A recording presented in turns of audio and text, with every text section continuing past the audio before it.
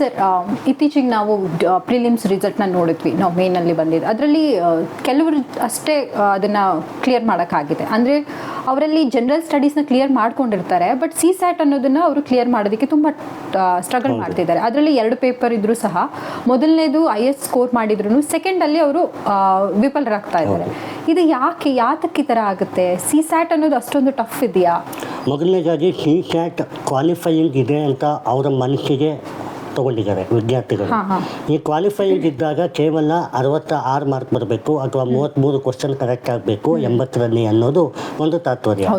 ಯಾವಾಗ ಈ ಥರ ಇದ್ದಾಗ ಸ್ಟೂಡೆಂಟ್ಸ್ ನೆಗ್ಲೆಕ್ಟ್ ಮಾಡ್ತಾರೆ ಸಿ ಸ್ಯಾಟ್ನ.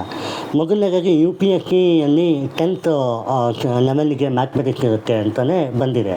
ಬಟ್ ಆ ಸ್ಟ್ಯಾಂಡರ್ಡ್ ನೋಡ್ತಾ ಹೋದರೆ it is too much hard for non science background ಅಥವಾ ಈ ಕಾಮರ್ಸ್ ಬ್ಯಾಕ್ಗ್ರೌಂಡ್ ಅವ್ರಿಗೂ ಇರ್ಬೋದು. ಇನ್ಫ್ಯಾಕ್ಟ್ IITಯನ್ಸ್ ಕೂಡ ಸಿ ಸ್ಯಾಟನ್ನು ಕ್ಲಿಯರ್ ಮಾಡೋಕ್ಕೆ ಇರಲಿಕ್ಕೆ ಆಗ್ತಾ ಇರಲಿಲ್ಲ. ಆ ಲೆವೆಲ್ ಟಫ್ ಬಂದಿರೋದ್ರಿಂದ UPSC C sat paper 2 qualifying ಆದರೂ ಕೂಡ ಅದನ್ನು ಸ್ಟ್ಯಾಂಡರ್ಡೈಸೇಷನ್ ಮಾಡಲಿಕ್ಕೆ ಅವರು ಪ್ರಾಕ್ಟೀಸ್ ಮಾಡಬೇಕು. ಯಾವ ಥರ ಮಾಡಬೇಕು ಅಂತಂದರೆ, ಆ ಸಿ ಸ್ಯಾಟನ್ನು ಪ್ರತಿದಿನ ಅವರು 3 ಕಾಂಪ್ರಹೆನ್ಷನ್ನು ಮತ್ತು 2 ರೀಸನಿಂಗ್ ಕ್ವಶನ್ಸು ಅಥವಾ ಒಂದು 5 ಮೆಂಟಲ್ ಎಬಿಲಿಟಿ ಕ್ವಶನನ್ನು ಸಾಲ್ವ್ ಮಾಡಬೇಕು. ಆವಾಗ ಅವರ ಡೈಲಿ ಪ್ರೋಗ್ರೆಸಿವ್ ಏನು ಅಪ್ರೋಚ್ ಇರ್ತದೆ ಅದರಲ್ಲಿ ಅವ್ರಿಗೆ ಸ್ಟ್ಯಾಂಡರ್ಡೈಸೇಷನ್ನ ಬಿಲ್ಡ್ ಮಾಡ್ಬೋದು. ಒಂದು ವಿಷಯವನ್ನು ತಗೊಂಡಾಗ ಆ ವಿಷಯಕ್ಕೆ ಫುಲ್ ಡಿವೋಟ್ ಆದಾಗ ಅದು ಅವರ ಮೈಂಡಿಗೆ ನಿಲ್ಲುತ್ತೆ.